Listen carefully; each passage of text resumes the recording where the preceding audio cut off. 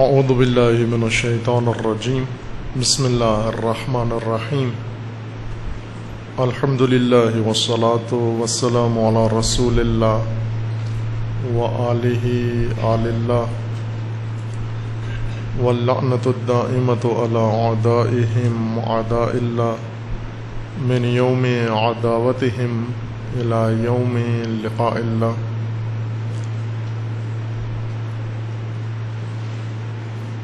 اما بعد فقال اللہ تبارک و تعالی فی کتابہ المجید وفرقانہ الحمید اعوذ باللہ من الشیطان الرجیم وَلْتَكُنْ مِنْكُمْ أُمَّةٌ يَدْعُونَ إِلَى الْخَيْرِ وَيَأْمُرُونَ بِالْمَعْرُوفِ وَيَنْهَوْنَ عَنِ الْمُنْكَرِ وَأُولَئِكَ هُمُ الْمُفْلِحُونَ. وَلَا تَكُونُوا كَالَّذِينَ تَفَرَّقُوا وَاخْتَلَفُوا مِنْ بَعْدِ مَا جَاءَهُمُ الْبَيِّنَاتُ وَأُولَئِكَ لَهُمْ عَذَابٌ عَظِيمٌ. صدق اللہ العلی العظیم. امت سازی از نظر قرآن موضوع باس ہے. ان فرصت ماہ مبارک رمضان میں بیان ہوا تھا کہ امت سازی دین کے اصلی فرائض میں سے ہے، لیکن متاسفانہ متروک اور فراموش شدہ فرائض میں سے ہے. اگر ہم فرائض دینیہ کی درجہ بندی کریں، طبقہ بندی کریں کہ کس درجے کے فرائض ہیں، تو سر فہرست و سب سے اہم ترین فریضہ یہی ہے امت سازی. قرآنی تعلیمات میں بھی اس کو بنیادی حیثیت حاصل ہے، اور سیرت رسول اللہ صلی اللہ علیہ وآلہ وسلم میں بھی یہ ایک مرکزی و اصلی فریضہ ہے کہ حضرت نے باقی تمام فرائض سے پہلے اس فریضے کو عملی کیا ہے. چونکہ اس فریضے کے قیام سے اور اس فریضے کے انجام پانے سے سارا دین برپا ہو جاتا ہے، قائم ہو جاتا ہے. اور یہ ایک فریضہ اگر انجام نہ پائے، دین کا اکثر حصہ متروک رہتا ہے و محجور رہتا ہے، جیسا کہ ابھی ہے. اس وقت مسلمان اتنی اکثریت و کثرت سے ہونے کے باوجود دین کے اکثر حصے سے محروم ہیں اور تارک دین ہیں عملی طور پر.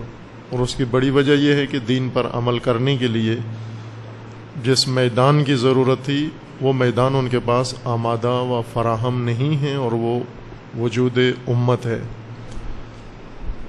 اس لیے اس فریضے کی طرف توجہ ہر دوسرے عمل سے پہلے ضروری ہے، چونکہ دوسرے تمام فرائض اس فریضے کے اوپر بنیاد رکھتے ہیں اور اس کے اوپر موقوف ہیں.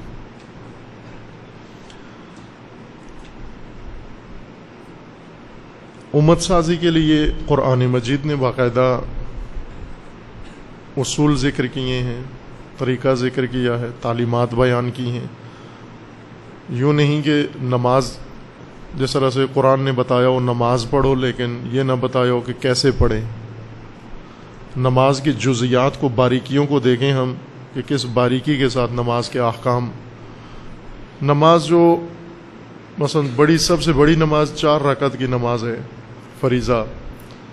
4 رکعت کی نماز اگر انسان بہت ہی خضوع خشوع سے پڑھے 10 منٹ میں پڑھ لیتا ہے. 10 منٹ کا جو فریضہ ہے اس کے احکام انسان کو 10 سال لگ جاتے ہیں پڑھتے ہوئے. اتنی باریکی میں بیان ہوئے ہیں اور اتنی تفصیل کے ساتھ اجتہادی کام ہوا ہے نماز کے احکام پر. ایک 10 منٹ کا ایک فریضہ ہے، اور یہ سارے احکام خود شریعت مقدسہ میں خداوند تعالیٰ نے بیان کیے ہیں، وہ اولیاء اللہ نے بیان کیے ہیں، وہ رسول اللہ نے بیان کیے ہیں. مجتہدین نے، وہ فقہا نے اپنی طرف سے یہ احکام بیان نہیں کیے. یہ احکام دین کے احکام ہیں، یعنی دین میں موجود ہیں. انہوں نے کوشش کر کے، زحمت کر کے، محنت کر کے، علمی مہارت کی مدد سے، قرآن سے و احادیث و سنت سے یہ سارے احکام نکالے ہیں نماز کے، جو 5 منٹ کے فریضے کے لیے یا 10 منٹ کے فریضے کے لیے ہیں. وہ بھی ایک بہترین نمونہ ہے یہ سمجھنے کے لیے کہ انسان کی ہدایت سے مربوط خداوند تبارک و تعالیٰ نے جو تعلیمات مقرر کی ہیں ان کو پوری وضاحت کے ساتھ، شفافیت کے ساتھ بیان کیا ہے. اگر ہم جیسے ایک آدمی کو کہیں کہ قرآن میں نماز کے احکام ڈھونڈو کیا ہیں، ہمیں 2 3 4 آیتیں ملیں گی جن میں لکھا ہوا ہے اقیموا الصلاۃ. اب اس کے بعد کتنی رکعتیں پڑھیں، اس کے احکام کیا ہیں، نیت کیا ہے، تکبیرۃ الاحرام کیا ہے، قیام کیا ہے، رکوع کیا ہے، سجود کیا ہے، اور ان کے اندر حالت کیا ہے، نماز کی مختلف شکلیں کیا ہیں، حاضر کی نماز، مسافر کی نماز، مریض کی نماز، اضطراری نماز، اور یہ سارے مسائل نماز کے یہ قرآن سے ہمیں نظر نہیں آتے، جب درحالی کے موجود ہیں سارے. ایک فقیہ چاہیے، فقیہ دین شناس انسان جو قرآن سے یہ سارے مسائل استنباط کرے.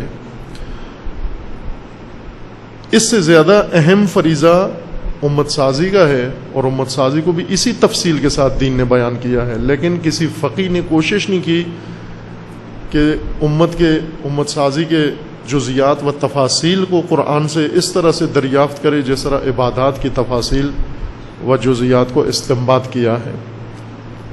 یعنی ایک مختصر فریضہ 10 منٹ کا جو انسان انجام دیتا ہے، اس کے احکام اتنے استنباط کیے ہیں کہ آج انسان کو صرف نماز کے احکام سیکھنے کے لیے کئی سال چاہیے تاکہ صرف نماز کے احکام کا ماہر بن جائے. اب اسی طرح سے امت سازی کا فریضہ ہے جو پورے قرآن کے اندر و روایات کے اندر اور سنت کے اندر تفصیل کے ساتھ موجود ہیں، جسے فقیہ کی ضرورت ہے، مجتہد کی ضرورت ہے جو اسے استنباط کرے اور اس سے مسائل کو استخراج کرے. پورا نقشہ امت سازی کا بیان کیا گیا کہ کس طرح امت بننا ہے، کس طرح تمہیں امت بنانا ہے، اور کن راہوں سے اس ہدف تک تمہیں پہنچنا ہے. پہلا رکن امت کا عرض کیا تھا کہ اجتماع ہے، چونکہ امت انسانی اجتماع سے وجود میں آئے گی خاص دائرے کے اندر. اس اجتماع کا محور دین ہے، حبل اللہ ہے. امت بننے کے لیے پہلا قدم یہ ہے کہ آپس میں مل جاؤ، اپنے امتیازات و تشخصات ختم کرو اور اکٹھے ہو جاؤ. لیکن نہ اندھی وحدت نہیں ہے، کور وحدت کی طرف قرآن نہیں بلاتا، بلکہ ایک واضح و شفاف وحدت کی طرف، اور وہ وحدت جو حبل اللہ کے محور میں ہو، دین خدا کے گرد جو وحدت عمل میں آئے. وَاعْتَصِمُوا بِحَبْلِ اللَّهِ، حبل خدا سے سب تمسک کر لو. حبل اللہ یعنی دین خدا، اور دین کے جو منابع ہیں جیسے قرآن ہے، سیرت ہے، روایات ہیں، معصومین ہیں، یہ سب حبل اللہ کے مصادیق ہیں.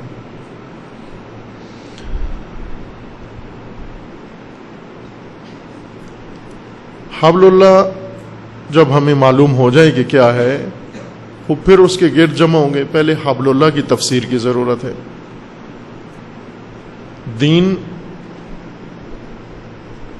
دین بھی مکتبی شکل میں جو امت کے لیے ضروری ہے، دین یا دین کی تفسیر، مکتبی تفسیر دین کی، جس کو نام دیا تھا ہم نے آئیڈیالوجی کا. آئیڈیالوجی رائج اصطلاح ہے، ہماری زبان پر چڑھی ہوئی اصطلاح، لیکن اس کے لیے اگر ہم لفظ مناسب استعمال کریں تو مکتب کا لفظ ہے. مکتب بھی البتہ کئی معنی ہیں اس کے. مکتب لائبریری کو بھی کہتے ہیں، مکتب اسکول کو بھی کہتے ہیں، مکتب مدرسے کو کہتے ہیں. مکتب کی کئی اصطلاحات ہیں. ایک اصطلاح اس میں سے مکتب کی خاص اصطلاح ٹرم بمعنی آئیڈیالوجی ہے، یعنی دین کی تفسیر بصورت آئیڈیالوجی. آئیڈیالوجی یعنی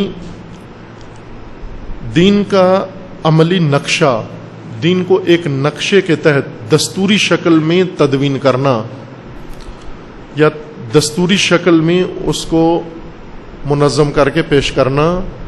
یہ دین کی مکتبی شکل ہے یا آئیڈیالوجیکل شکل ہے. اس وقت جو ہمارے پاس دین ہے جو ہم پڑھتے پڑھاتے ہیں مدرسوں میں بھی اور مدرسوں کے علاوہ کتابوں میں، یہ مکتبی صورت نہیں ہے، اس لیے قابل عمل بھی نہیں ہے.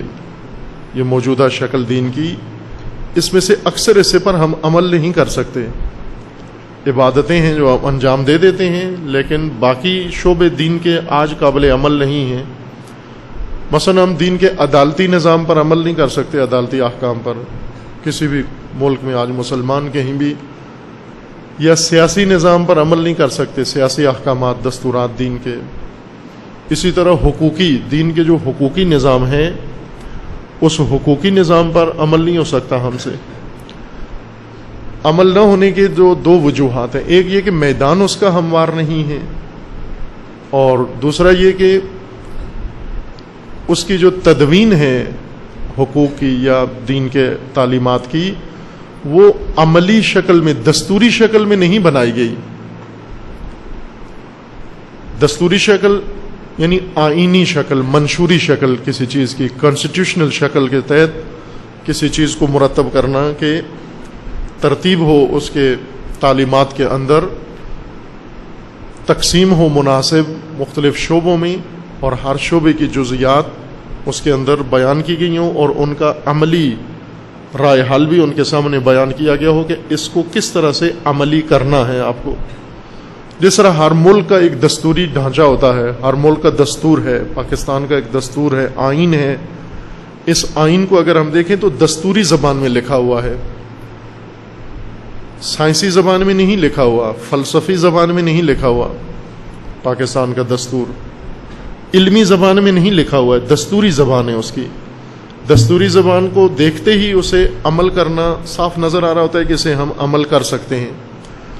لیکن اگر یہ غیر دستوری زبان میں ہو، مثلا نصیحتیں ہوں، پاکستان کا جتنا دستور ہے یہ سب نصیحتوں کی صورت میں لکھا جائے کہ مسلمانوں کا ایک ملک ہونا چاہیے، اس کا نام پاکستان ہونا چاہیے، اس کے اندر 4 صوبے ہونے چاہیے، اس کی پارلیمنٹ ہونی چاہیے. یہ نصیحتی زبان ہے، ناصحانہ زبان.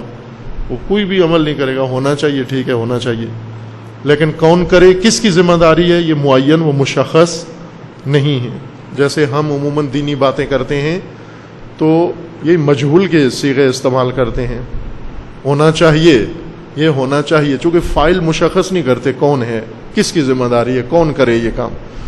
مثلا قوم کے لیے یہ ہونا چاہیے، وہ ہونا چاہیے، فلاں ہونا چاہیے، ڈمکان ہونا چاہیے، لیکن یہ کرے کون، یہ جان بوجھ کے اس کے اندر لکھتے نہیں ہیں، چونکہ پھر دستور بن جاتا ہے، اس میں ذمہ داری معین ہو جاتی ہے، مشخص ہو جاتی ہے، جو ہم چاہتے نہیں ہیں. لہذا مکتب کی یا آئیڈیالوجی کی پہلی خصوصیت یہ ہے کہ یہ دینی تعلیمات کا دستوری نقشہ ہوتا ہے، عملی دستوری نقشہ ہوتا ہے. دین کو آئیڈیالوجی کی شکل میں تدوین کرنا یعنی دستور بنانا اس کو. اور جب تک آئیڈیالوجی نہ ہو، مکتب نہ ہو، اس کے بغیر جو بھی اجتماع ہوگا، خواہ وہ دین کے نام پر ہی کیوں نہ ہو، وہ امت نہیں بنا سکتے جب تک مکتب نہ ہو، بیچ میں موجود نہ ہو. مثلا ہم دینی انجمنیں بنائیں، دینی پارٹیاں بنائیں، دینی حزبیں بنائیں، دینی گروہ بنائیں، دینی فرقے بنائیں، یہ سب بن جائیں گے. فرقہ بن سکتا ہے دین کے نام پر، گروہ بن سکتا ہے دین کے نام پر، حزب بن سکتی ہے دین کے نام پر، جماعت بن سکتی ہے دین کے نام پر، قبیلہ بن سکتا ہے دین کے نام پر، قوم بن سکتی ہے دین کے نام پر. ہر چیز دین کے نام پر بنائی جا سکتی ہے، اور ان میں سے کسی کے لیے ہمیں مکتب یا آئیڈیالوجی کی ضرورت نہیں ہے. مثلا اعتقادات دینی کی بنیاد پر ایک فرقہ بنا لیں، تعصبات دینی کی وجہ سے ایک پارٹی بنا لیں آپ، یہ چیزیں کافی ہیں اس قسم کے گروہ بنانے کے لیے. لیکن جب امت بنانے کی طرف آپ آئیں گے تو امت کے لیے آپ کو دینی دستور کی ضرورت ہوگی، دینی منشور کی ضرورت ہوگی، دینی آئین کی ضرورت ہوگی، کانسٹیٹیوشن کی ضرورت ہوگی آپ کو. البتہ ملکی دستورات یہ فقط عملی نوعیت کے ہوتے ہیں، لیکن آئیڈیالوجی کے دستور اعتقادی بھی ہوتا ہے، یعنی اس کے اندر پہلے اعتقاد کو دستوری شکل ملتی ہے، عقیدے کو دستوری شکل ملتی ہے، پھر اس کے بعد عملی نظام کو دستوری شکل ملتی ہے، پھر اس کے بعد قوانین کو دستوری شکل ملتی ہے. اس ترتیب کے ساتھ ایک دستور تشکیل پاتا ہے جو آئیڈیالوجی کہلاتا ہے. آئیڈیالوجی اسی وجہ سے بعض اہل علم نے اس کی تعریف یہ کی ہے کہ آئیڈیالوجی یعنی دین کو ایک عملی نقشہ زندگی بنانا، دستور العمل اس طرح سے بنانا کہ زندگی کا عملی نقشہ نظر آئے دین، کہ اس کے تحت میں نے زندگی بسر کرنی ہے. اس وقت جو ہمارے پاس دین تفسیر شدہ موجود ہے وہ نقشہ نہیں نظر آتا، وہ مقدس ورد نظر آتے ہیں، ہمیں مقدس ذکر نظر آتے ہیں، مقدس چیزیں ہیں ساری کہ پڑھنے سے مثلا ثواب ہوتا ہے، لیکن ایک نقشہ نہیں سامنے نظر آتا کہ اس نقشے کے تحت ہم عمل کریں، دستور پر چلیں۔ بہت اہم چیزیں، مثلا امامت ہی کو لے لیں ہم، امامت جس طرح سے ہم پڑھتے ہیں پڑھاتے ہیں، یہ کوئی عملی زندگی کا نقشے میں کسی جگہ امامت نظر نہیں آتی، عملی امامت نہیں لگتی کہ اس امامت کے مطابق زندگی بسر کریں۔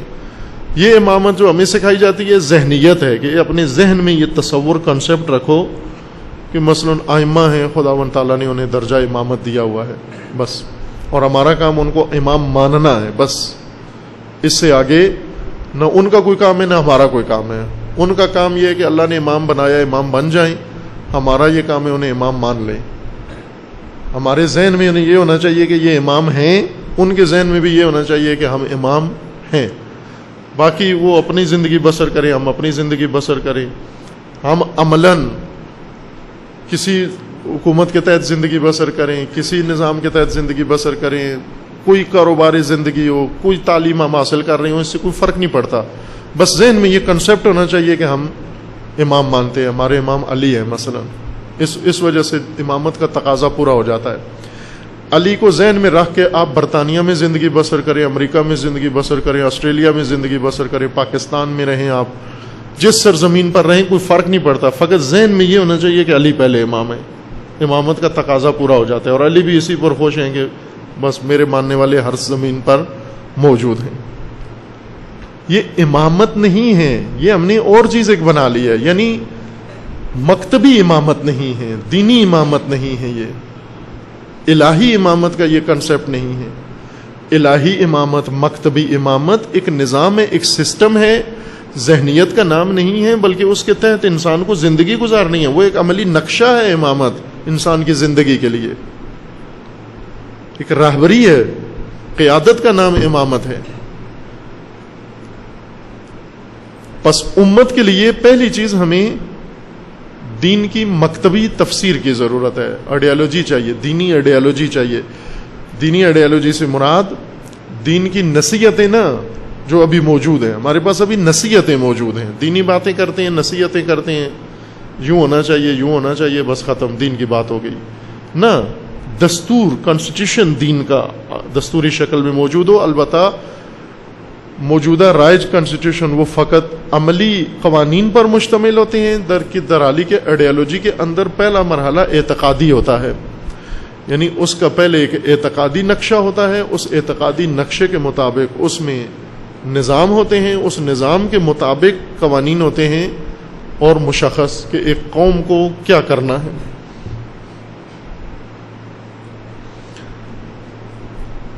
یہ نقطہ ذہن میں رہے، شاید بعد میں مطالعات میں آئے، ابھی تو پاکستان میں یہ مطالعہ آئیڈیالوجیکل مطالعہ ضرورت نہیں سمجھا جاتا، مکتبی مطالعہ نہیں سمجھا جاتا ضروری، نہ کرتے ہیں نہ کیا ہے کسی نے، لیکن ضروری ہے، اور اس ضرورت کے تحت انشاءاللہ ہوگا یہ مطالعہ۔ اس میں یہ ذہن میں رہے کہ ابھی ہم دینی آئیڈیالوجی کی بات کر رہے ہیں، قرآنی آئیڈیالوجی کی بات کر رہے ہیں، لیکن آئیڈیالوجیز بہت ہیں، اور بھی بہت ساری آئیڈیالوجیز موجود ہیں۔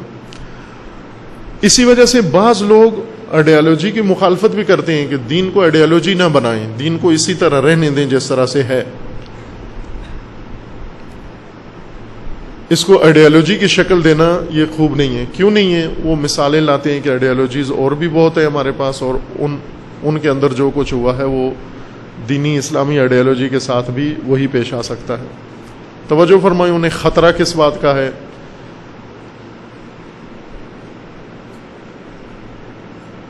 خطرہ اس بات کا ہے کہ آئیڈیالوجی کے اندر ان کا یہ کہنا ہے کہ بعض اوقات ہم دیکھتے ہیں کہ بعض پارٹیاں یا بعض حزبیں وہ ایک کاذب آگاہی اپنے پیروکاروں کے اندر ایجاد کر دیتے ہیں، جھوٹی آگاہی، غیر واقعی آگاہی اپنے پیروکاروں کو، اپنے ماننے والوں کو دے دیتے ہیں، اور وہ اس جھوٹی آگاہی، کاذب احساس میں مبتلا ہو جاتے ہیں وہ لوگ۔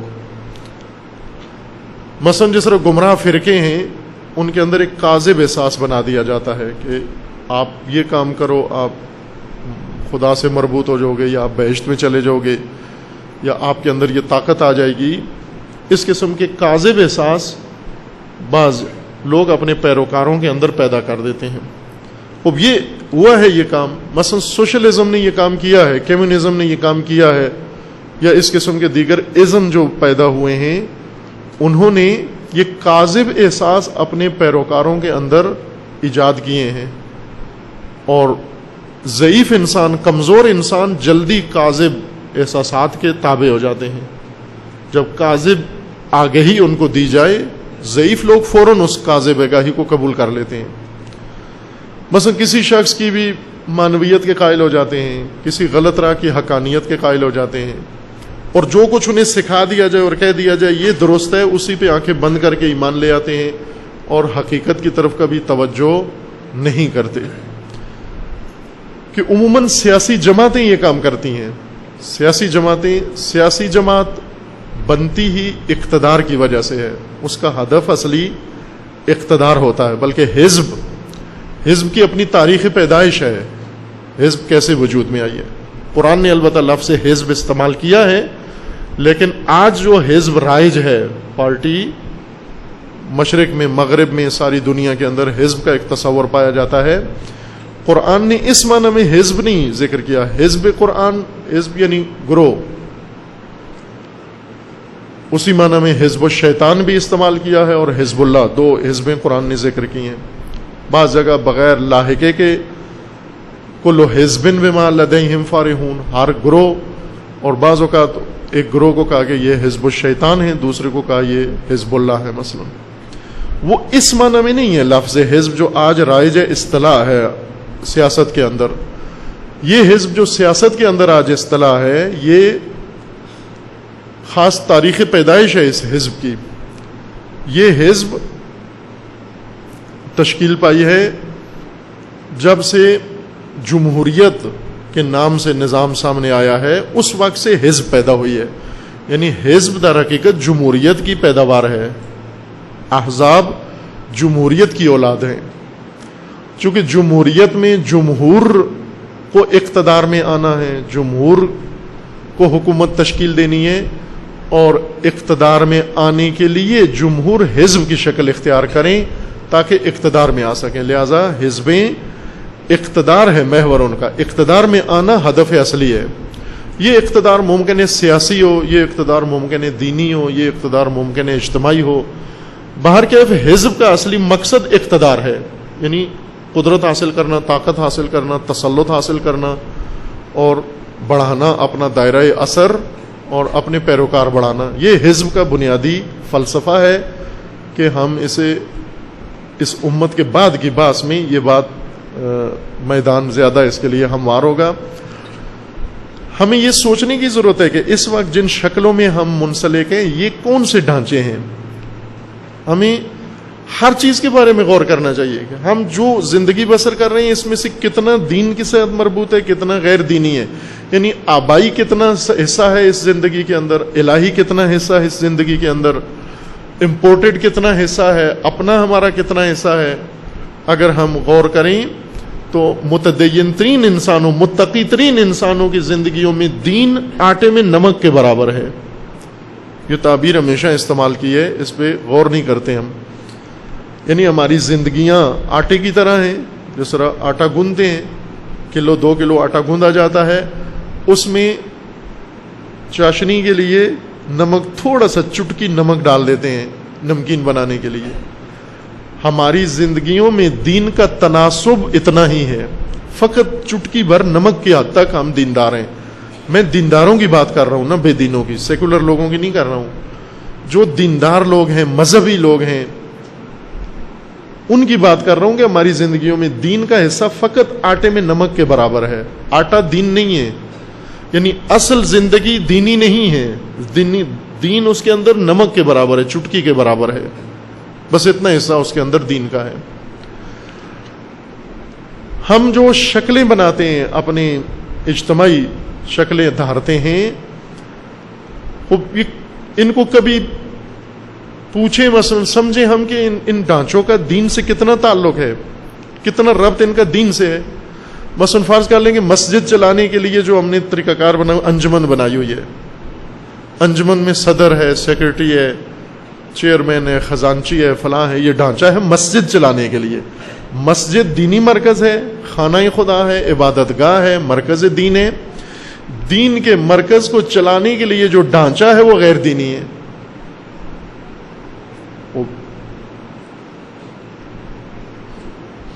ابھی تو بہت ساری چیزیں آپ دیکھ لیں، مدرسوں کے اندر، مسجدوں کے اندر، امام بارگاہوں کے اندر جو خالص دینی مراکز ہیں، ان مراکز کی مثلا جو مدیریت ہے یا ان مدارس کو چلانے کے لیے یا ان دینی مراکز کو چلانے کا ڈھانچہ وہ دین سے دور کا بھی اس کا کوئی تعلق نہیں ہے. وہ کہاں سے لائے ہیں؟ این جی اوز سے. این جی او کیسے چلتی ہے؟ اس طرح ہم مساجد چلا رہے ہیں، این جی اوز کے ڈھانچے سے مسجدیں چلا رہے ہیں، این جی اوز کے ڈھانچے سے امام بارگاہیں چلا رہے ہیں، این جی اوز کے ڈھانچے سے عزاداری چلا رہے ہیں، این جی اوز کے ڈھانچے سے سب چلا رہے ہیں. خوب اگر ایک دین نے آپ کو ایک ہدف دیا ہے تو ڈھانچہ بھی دیا ہوگا ساتھ. کہ پوچھ لو دین سے کہ آپ نے کہا مسجد بناؤ تو یہ بھی بتاؤ چلائیں کیسے اس کو. اگر دین کا حکم ہے کہ آپ عزاداری کرو، خوب عزاداری کے لیے ڈھانچہ کیا ہونا چاہیے یہ بھی تو بتائیں ہم. اس کے لیے سنگت بنانی پڑتی ہے ہمیں، سنگت کے ذریعے سے عزاداری کرتے ہیں، انجمن کے ذریعے سے مسجد چلاتے ہیں. یہ چیزیں کہاں سے آ گئی مساجد کے اندر؟ کن آفات کا شکار ہے ہمارا دین؟ کن مشکلات کا شکار ہے ہمارا دین؟ ہم کبھی ان چیزوں کی طرف غور نہیں کیا، دقت نہیں کی کہ یہ چیزیں کہاں سے گھسائیں تدریجاً ہمارے اندر. ان کے اپنے منابع ہیں، ان کی تاریخ پیدائش ہے، جائے پیدائش ہے. حزبیں کہاں پیدا ہوئی ہیں؟ مطالعہ کریں. حزب کا پہلا جنم کہاں ہوا ہے، پھر وہاں سے اس کے بچے نکلے اور ساری دنیا میں پھیل گئے. اور آج ہم اسلامی احزاب بناتے ہیں. اسلامی احزاب، یہ لقب ان کے اوپر بینر لگانے سے جن کو ہم نے اسلامی بنا لیا ہے. یہ دیکھیں یہ تھی کیا، ذات میں ہیں کیا چیزیں؟ یہ آیا ان کو اسلامی بنایا جا سکتا ہے؟ یہ ایسے ہی ہے جیسے آپ ہندوستان سے مورتی لے کر آئیں اور اس کے اوپر اسلام کا لگا دیں جھنڈا، کہیں اسلامی مورتی. ہو سکتا ہے یہ اسلامی مورتی؟ خوب آپ کہیں ہو سکتا ہے، ہم نے بنائی ہے، ہو گئی ہے. وہ کسی شخص کی دوسرے سے نزاع ہو گئی، اس نے کہا کہ ساس کے ساتھ نکاح نہیں ہو سکتا، حرام ہے. اس نے کہا ہو سکتا ہے. ان میں آپس میں بحث ہوئی. اس نے کہا بھائی نہیں ہو سکتا، ساس کے ساتھ نکاح نہیں ہو سکتا. اس نے کہا ہم نے کیا ہے، ہو گیا ہے، آپ کیسے کہہ سکتے ہو نہیں ہو سکتا؟ خوب آپ کہیں ہم نے کر دیا ہے، حزب اسلامی بنا لی ہے، مثلا ہم نے فلاں حزب بنا لی ہے، بن گئی ہے، ہم نے مورتی کو اسلامی کر دیا ہے، کلمہ بھی پڑھا لیا اس کو. یہ ساری چیزیں قابل بحث ہیں کہ یہ ڈھانچے، یہ ہمارے اندر جو بنے ہوئے ہیں سیٹ اپ، یہ کہاں سے داخل ہوئے، کہاں سے اسلام میں تھے تو بھی مطالعہ کی ضرورت ہے. اگر اسلامی ہے تو بھی مطالعے کی ضرورت ہے، دلیل کی ضرورت ہے ان کو کہ کہاں سے یہ داخل ہوئے، کب سے آئے، کس دور اسلامی سے تعلق رکھتے ہیں یہ چیزیں جو آج ہمارے پاس موجود ہیں. باہر سے آئی ہیں تو بھی غور کریں کہ یہ کہاں سے آئی ہیں یہ چیزیں ہمارے اندر، اور آیا ان کے ذریعے سے ہم اسلام چلا سکتے ہیں آگے. اشارہ کیا تھا کہ ہم نے اسلام کا متبادل بہت بنا لیا ہے، ہر شعبے میں اسلام کا متبادل ہمارے پاس موجود ہے، اور متبادل کو اسلام بنا کر کہہ کر اس پر خوش ہیں کہ اسلام پر عمل کر رہے ہیں. احزاب بھی اپنے لیے آئیڈیالوجی بناتی ہیں، لیکن احزاب اپنے پیروکاروں کے اندر کاذب احساس پیدا کرتی ہیں، کاذب آگاہی دیتی ہیں احزاب ہمیشہ، تاکہ ان کو منسلک رکھیں اپنے ساتھ اٹیچ رکھنے کے لیے یہ کاذب آگاہی ایجاد کرنا ضروری ہے. جس طرح ایک شخصیت کسی علاقے میں مثلا فرعون نے اپنے پیروکاروں کے اندر کاذب احساس پیدا کیا ہوا تھا، وہ فرعون کی خدائی کے قائل تھے، وہ نہیں کہتا تھا انا ربکم الاعلی، احساس تھا اس کا. یا ابھی بھی ہم دیکھیں یہ پیر قسم کے لوگ جو ہوتے ہیں اپنے مریدوں کے اندر کاذب احساس ایجاد کرتے ہیں، کہتے ہیں بارش ہماری وجہ سے ہوئی ہے، برکت ہماری وجہ سے ہے، بیٹا ہماری وجہ سے ہوا ہے، سب بیٹی کسی اور کی وجہ سے ہوئی ہے، بیٹا ہماری وجہ سے ہوا ہے. ہر وہ چیز جو عوام پسند ہے وہ کہتے ہیں یہ ہماری وجہ سے ہوئی ہے، اور مرید بھی مان لیتے ہیں کہ یہ انہی کی وجہ سے ہوئی ہے. کاذب احساس. یا خرافاتی طور پر آپ دیکھیں گھروں کے اندر ہے یہ کہ مثلا فرض کریں کہ شخص کا روزگار نہیں تھا پہلے، اس بے روزگاری کے دنوں میں جو بچے پیدا ہوئے ہیں انہیں کہتا ہے یہ ناس ہیں یہ بچے، جب یہ پیدا ہوئے تھے تو کھانے پینے کے لیے کچھ بھی نہیں تھا. بعد میں روزگار لگ گیا، ایک بچہ پیدا ہوا، کہتا ہے کہ یہ بہت اچھا خوش قدم ہے، یہ جب سے یہ پیدا ہوا ہے تنخواہ بڑھ گئی ہے، گھر مل گیا ہے، گاڑی مل گئی ہے. اس بچے کو سمجھتے ہیں اس کی وجہ سے سارا کچھ ہوا ہے. وہ بچہ تو پھر جاندار ہے. بعض تو انگوٹھی کے لیے کہتے ہیں کہ یہ انگوٹھی جب سے پہنی ہے اس وقت سے رزق میں وسعت آ گئی ہے. یہ کاذب احساس ہیں کہ انگوٹھیوں کو، پتھروں کو، انسانوں کو مؤثر سمجھنا ان حالات میں جو بنے ہوئے ہیں. اسی طرح مثلا فرض کریں اس وقت ملک کے اندر سیاسی پارٹیاں، ہر سیاسی پارٹی کاذب احساس ایجاد کرنے کے لیے اپنے پیروکاروں اور اپنے ممبرز کے اندر کاذب احساس ایجاد کرنے کے لیے کوشاں ہوتی ہے کہ جتنا زیادہ کاذب احساس پیدا کر سکیں، جھوٹا احساس، اتنے موفقتہ رہیں آپ. اور بدترین قوم وہ ہے کہ جب اس کے اندر غلط احساس، کاذب جھوٹا احساس پھیلایا جائے وہ فوراً اس کو قبول کر لے. یہ سب سے ضعیف قوم ہوتی ہے، ہدایت سے بہت دور ہوتی ہے. اس قوم کو ہدایت کرنا بہت مشکل ہوتا ہے جس کے اندر کاذب آگاہی زیادہ پھیلتی ہو.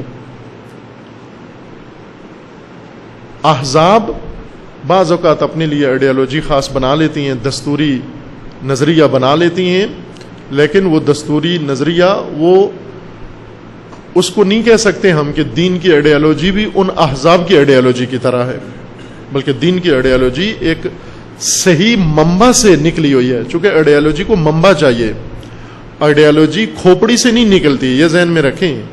دینی آئیڈیالوجی، اسلامی آئیڈیالوجی کا منبع انسان کی کھوپڑی نہیں ہے، انسان کا ذہن نہیں ہے، انسان کی عقل نہیں ہے.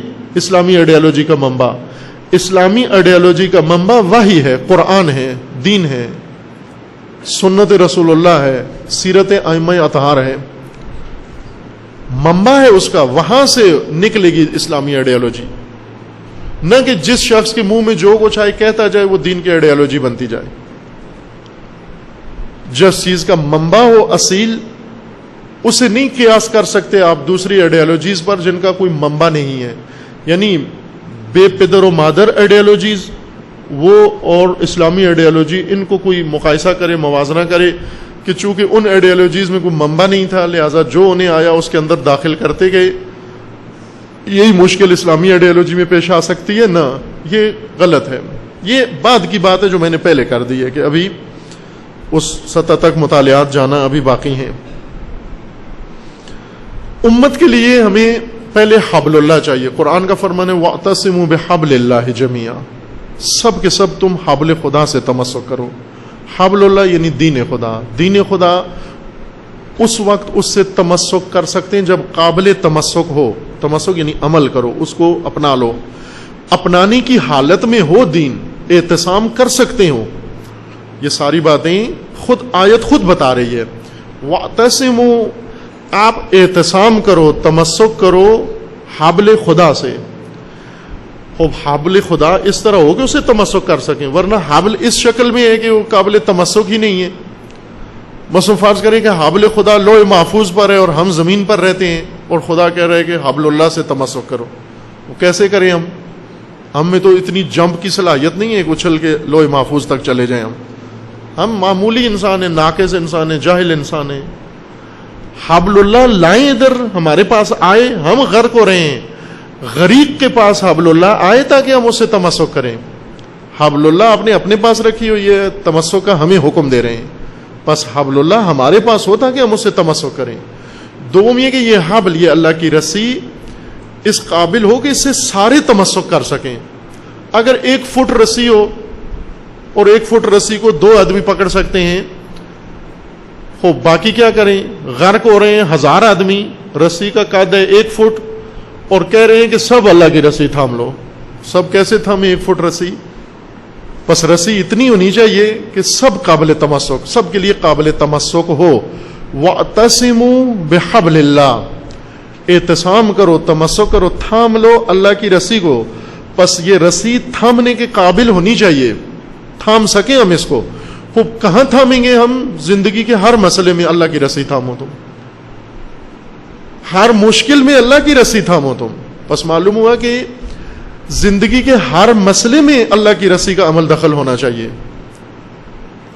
ہر مسئلے میں اگر ہمیں زندگی کا کوئی مشکل پیش آتی ہے، انفرادی، اجتماعی، معیشتی، تعلیمی، سیاسی، انتظامی، اخلاقی، دنیاوی، اخروی، جو انسانی ضرورت ہے اس میں وہ رسی موجود ہو، وہاں تھام سکیں اس رسی کو ہم.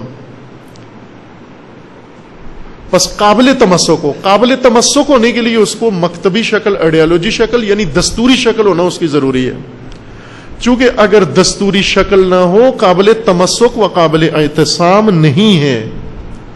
جبکہ خدا نے حکم دیا کہ اس کو تمسک کرو، آپ اعتصام کرو، اس سے اعتصام کے قابل ہو. اعتصام کے قابل اس وقت ہوگی جب اس کا شکل، اس کا ڈھانچہ دستوری ہو جائے گا.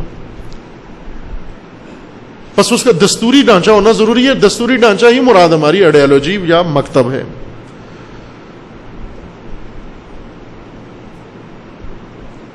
کیا خصوصیات ہوں اس آئیڈیالوجی کی؟ چونکہ جو جس کے پاس ہے وہ کہتا ہے یہی ہماری آئیڈیالوجی ہے. مثلا رسومات کو بھی آئیڈیالوجی کہہ دیں گے ہم. پاکستان میں کوئی بعید نہیں ہے، ہر آدمی اپنے آپ کو صاحب آئیڈیالوجی سمجھ لے. لہذا آئیڈیالوجی کے خطوط اصلی ہمیں معلوم ہونے چاہیے کہ آئیڈیالوجی کے خد و خال کیا ہیں، اس کی شناختی علامتیں کیا ہیں، اور کس طرح سے ہم دین کی دستوری شکل کی طرف آئیں اور دین کو دستور کی شکل میں سمجھیں. ہم پہلی خصوصیت اس کی یہ ہے کہ آئیڈیالوجی تعلیمات دین کا عملی نقشہ ہو، اس کو آئیڈیالوجی کہیں گے ہم. تعلیمات دین کا عملی نقشہ ہو. اس کی تعریف میں بھی یہی کہا گیا، آئیڈیالوجی کی تعریف میں، کہ عقائد، افکار، نظریات، تعلیمات، دستورات، قوانین، شعبۂ زندگی سے متعلق رہنمائی کا عملی نقشہ آئیڈیالوجی کہلاتا ہے. خب اگر یہ عملی نقشہ مل جائے ہمیں، پھر ہم اس کو کہہ سکتے ہیں یہ مکتب ہے یا یہ دستور ہے دین کا. دوسری خصوصیت اس کے لیے یہ ہے کہ یہ دین آئیڈیالوجی یا دستوری شکل میں اس وقت آئے گا جب ہم دین کے متعلق کچھ چیزیں یقین رکھتے ہوں، باور رکھتے ہوں، ایمان ہو ہمارا. ایک بات ہم نے کی ہے گزشتہ تبلیغی سفر میں، وہ شاید ابھی نیٹ پر آئی ہے یا نہیں آئی ہے، وہ ضرور سننے کی ہے. وہ ولایت فقیہ کی ابجد الف بے. ہم عموماً ولایت فقیہ کے نعرے بہت لگاتے ہیں، لیکن جب بات کرنے کی آ جائے تو وہ اس مسلمان کی طرح ہو جاتے ہیں جس نے سکھ پکڑ کے مسلمان کرنا چاہا. ایک جذباتی مسلمان نے بندوق کی نال پر سکھ پکڑ لیا اور اسے لٹا دیا نیچے اور کہا کہ کلمہ پڑھو، تم مسلمان ہو جاؤ. اس نے کہا بھائی میں تم سکھ ہوں، مسلمان نہیں ہوتا. اس نے دھمکی دی، کہا کہ اگر میں نہ پڑھوں کلمہ تو کیا کرو گے؟ اس نے کہا گولی مار دیں گے. وہ جان بچانے کے لیے اس نے کہا چلے ٹھیک ہے، آپ چھوڑیں مجھے، کلمہ بتائیں، میں کلمہ پڑھتا ہوں، مسلمان ہوتا ہوں. اس وقت مسلمان نے سر پہ ہاتھ مارا افسوس سے کہ کاش کلمہ یاد ہوتا تو ایک مسلمان ہو جاتا آج ادھر. اکثر ہماری یہ حالت ہے، ولایت فقیہ کا شعار تو دیتے ہیں بہت ہم، لیکن اگر کوئی پوچھ بیٹھے ولایت فقیہ کے بارے میں تو کوئی لکنت آ جاتی ہے زبان میں، کچھ بھی نہیں آتا ذہن میں. نعرے سے آگے کچھ بنیاد ہمیں معلوم نہیں ہے. کچھ دوستان نے یہ پروگرام رکھا ولایت فقیہ کے متعلق، تو موضوع دیا انہوں نے مجھے کہ اس پر بحث کریں. میں نے کہا میں تو ایک چھوٹا سا طالب علم ہوں، اتنی گہری باتیں مجھے نہیں آتی، مجھے ولایت فقیہ کی ابجد دے دے موضوع اگر الف بے تو وہ شاید بیان کر لوں، جو کہ ایک طالب علم اتنا ہی جانتا ہے. وہ ابجد ولایت فقیہ کی بیان کی ان کے سامنے، وہ موقع ملے تو سنیے گا، آپ ضرور سنیں طلاب عزیز، کہ آگا کب ولایت فقیہ کی بات شروع کہاں سے ہوتی ہے. ہماری ابھی توقع یہ ہے کہ ہر ہندو بھی ولایت فقیہ کا قائل ہو جائے، مسلمان بھی ولایت فقیہ کا قائل ہو جائے، سکھ بھی ولایت فقیہ کا قائل ہو جائے، بدھسٹ بھی، ولایت فقیہ کا قائل ہو جائے. یہ توقعات ہیں ہماری. ولایت فقیہ ہر اسلام کے اندر نہیں ہے. ہر تشیع کے اندر نوبت ولایت فقیہ تک نہیں آتی. ولایت فقیہ ایک خاص مرحلہ دین شناسی طے ہو تو بات ولایت فقیہ تک پہنچتی ہے, ورنہ بائی پاس سے گزر جاتے ہیں. دین کے بہت سارے شکلیں تفسیریں ایسی ہیں, جس طرح ابھی روڈ بنے ہوتے ہیں نا, تو ادھر لکھا ہوتا ہے کہ شہر کے اندر جانے والا یہ راستہ ہے اور بائی پاس یہ راستہ ہے. تو ہم شہر کے جھنجھٹوں سے بچنا چاہتے ہیں کہ شہر میں چلے جائیں گے, کون ریڑیوں کے اندر سے گزرے گا اور رش میں, لہذا عموماً لوگ ترجیح دیتے ہیں کہ بائی پاس کر لیں, شہر کے اندر جائے بغیر باہر سے گزر جائیں. پہلے اس کو بارو بار کہتے تھے, آج کل بائی پاس کہتے ہیں, اس کو نیا نام اس کا ہو گیا ہے. بارو بار جاتے تھے پہلے. اسی طرح اسلام کے بہت سارے نظریے, تشیع کے اندر بہت سارے نظریے بارو بار ہیں سارے, وہ بارو بار جنت جاتے ہیں. اصل ولایت فقیہ بیچ میں آتا ہی نہیں ہے اسٹیشن کہیں. کیوں نہیں آتا؟ چونکہ وہ جادہ جو ولایت فقیہ کی طرف جا رہا ہے یہ اس جادے پہ ہی نہیں ہے. یہ ابجد ولایت فقیہ ہے کہ ہم پہلے یہ طے کر لیں کہ آیا دین آخرت کے لیے آیا ہے یا آخرت و دنیا کے لیے آیا ہے یا فقط دنیا کے لیے آیا ہے. کس کے لیے آیا دین؟ یہ ابجد ہے ولایت فقیہ کا پہلا الف ولایت فقیہ یہ ہے کہ پہلے یہ تعین کرو کہ دین کس کے لیے ہے. اب جس شخص کا یہ اعتقاد ہے کہ دین فقط آخرت کے لیے آیا ہے, اسے ہم کہہ رہے ہیں ولایت فقیہ. اصل نہیں, اس دین میں کہیں ولایت فقیہ تک بات نہیں آتی. جس دین میں یہ نظریہ ہو کہ یہ فقط آخرت کے لیے ہے, کہیں بھی نوبت نہیں آتی اس میں. اور اکثریت اس وقت شیعہ بھی دیکھ لیں, سنی بھی دیکھ لیں, ان کا نظریہ اسی ابجد ولایت فقیہ میں, الف ولایت فقیہ میں کیا ہے کہ دین آخرت کے لیے ہے. بس دین تو ہمیں جنت پہنچانے کے لیے ہے, اس کے علاوہ دین کا کوئی ہدف نہیں ہے, کوئی رسالت نہیں ہے, کوئی ذمہ داری نہیں ہے. وہ ختم ہو گئی, یہیں کہانی ختم ہوگی. ولایت فقیہ کس لیے؟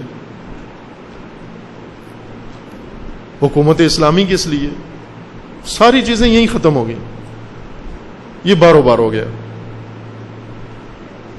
اگر دین آخرت و دنیا دونوں کے لیے ہے, خوب, اب بات یہ ہے کہ دنیا کے کون سے شعبے کے لیے ہے؟ آیا انسان کے فقط اخلاقیات سنوارنے کے لیے ہے دین, یا نہ مکمل زندگی کا ضابطہ ہے دین؟ دوسرا یہ بے ہے, وہ الف تھی, یہ بے ہے کہ فقط اخلاقیات سنوارنے کے لیے, اخلاقی طور پر ہمیں سنوارنے کے لیے آیا ہے.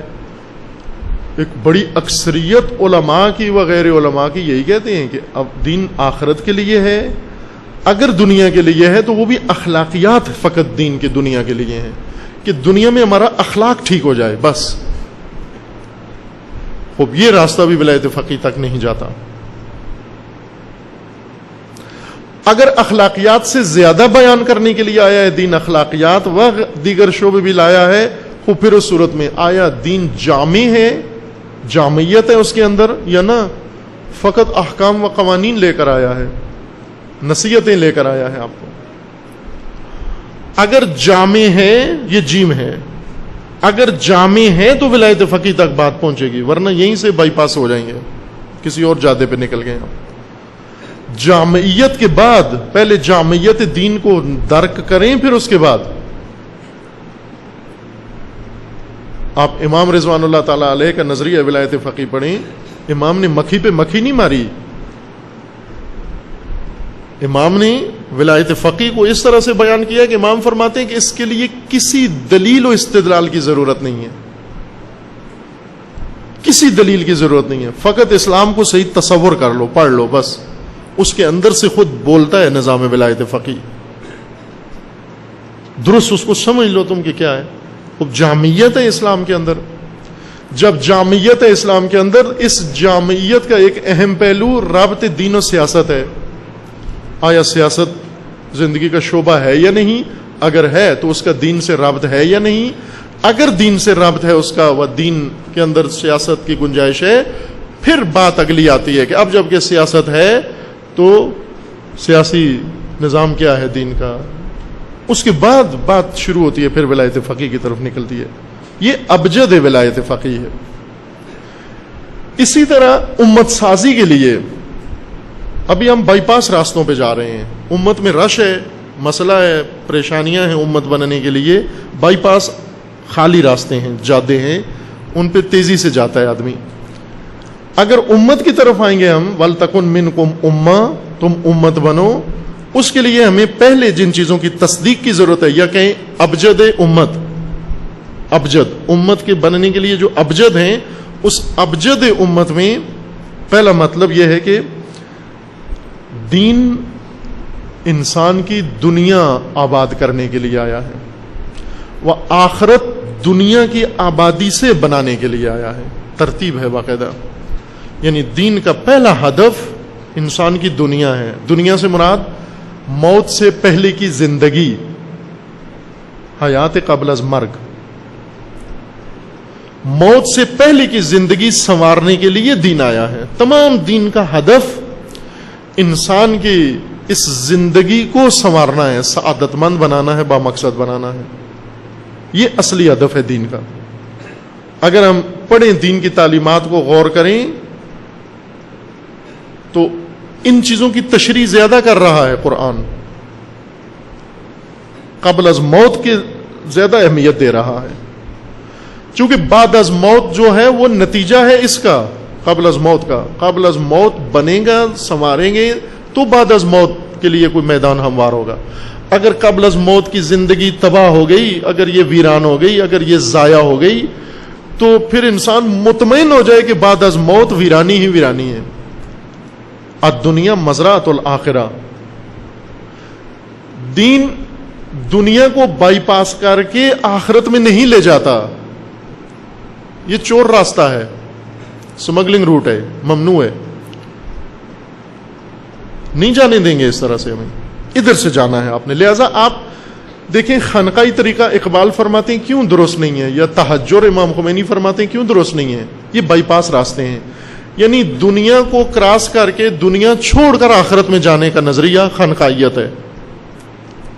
دنیا آباد کیے بغیر، دنیا سنوارے بغیر، دنیا کی کھیتی کو سبز کیے بغیر پرواز کر کے آخرت میں جانے کا نظریہ غلط نظریہ ہے، غیر دینی نظریہ ہے.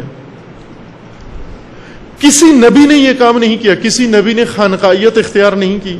قرآن نے ذکر کیا ہے، انبیاء نے زندگیاں بسر کی ہیں.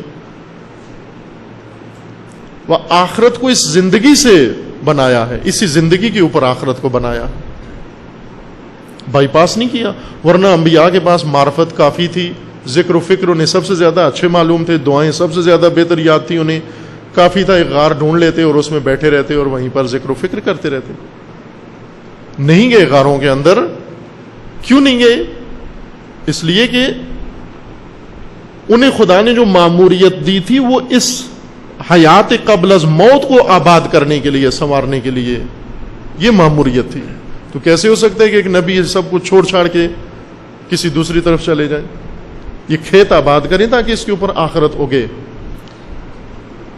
یہ الف امت سازی ہے. اگر یہ نظریہ نہیں ہے ہمارا کہ دین کا دنیا سے کوئی تعلق نہیں ہے، پھر امت کی ضرورت نہیں ہے، امت بننے کی ضرورت نہیں ہے.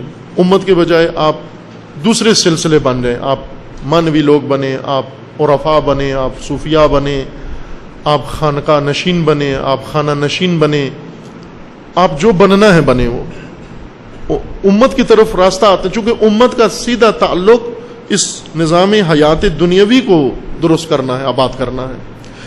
بس آئیڈیالوجی کیا ہے؟ آئیڈیالوجی در حقیقت دینی تعلیمات کا عملی نقشہ ہے اصلاح دنیا و سعادت دنیا کے لیے. اس دنیا کی سعادت کو یا اس زندگی کو سعادت مند بنانے کا عملی نقشہ ہے.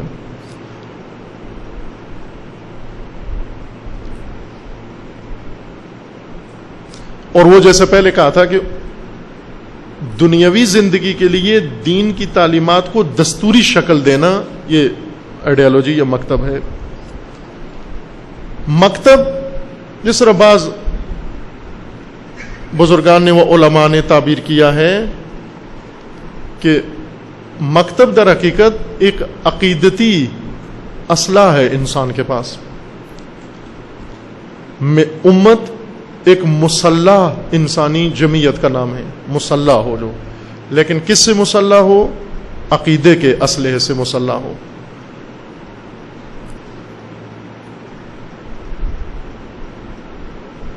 ایک عقیدتی اسلحہ ہوتا ہے آئیڈیالوجی اس کے پاس. لہذا آئیڈیالوجی کے اندر بہت شفاف طور پر عنصر دشمن ستیزی موجود ہوتا ہے. دشمن ستیز ہوتی ہے آئیڈیالوجی.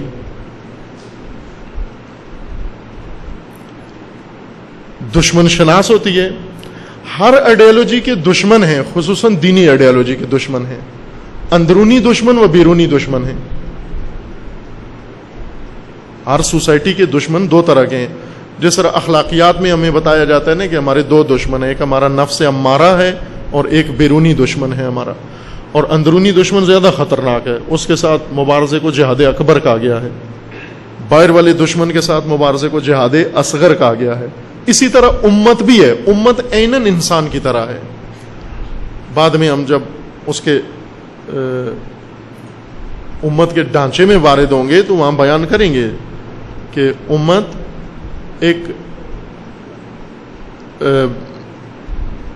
ترکیب نہیں ہے اس طرح کی جیسے انجمن بناتے ہیں یا جس طرح، اس سے امت نہیں بنتی. امت میٹنگوں میں نہیں بنتی، قراردادوں سے نہیں بنتی. امت اس طرح سے نہیں بنتی، معاہدوں سے نہیں امت بنتی. امت اس طرح سے بنتی ہے جس طرح مختلف اعضاء و اجزاء مل کر بدن بنتا ہے. جس طرح کل بھی اشارہ کیا تھا کہ الفت الف بین قلوبکم، الفت بین قلوب سے بنتی ہے. دلوں کی الفت سے امت بنتی ہے. ابدان کے جوڑنے سے امت نہیں بنتی.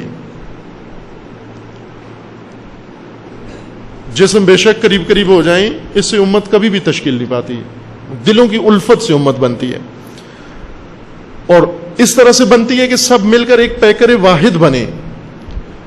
یہ پیکر واحد عیناً بدن کی طرح ہے. جس طرح انسان کے بارے میں کہا گیا کہ تیرا اندرونی دشمن ہے اور بیرونی دشمن، اسی طرح امت کے اندر بھی، اس پیکر کے اندر بھی اندرونی دشمن ہے اور بیرونی دشمن ہے. امت کا اندرونی دشمن خطرناک تر ہے بیرونی دشمن سے. نفس امارہ کی طرح ہے. جس طرح انسان کے اندر کا دشمن نفس امارہ ہے، ان النفس لامارۃ بالسوء واعداء عدو.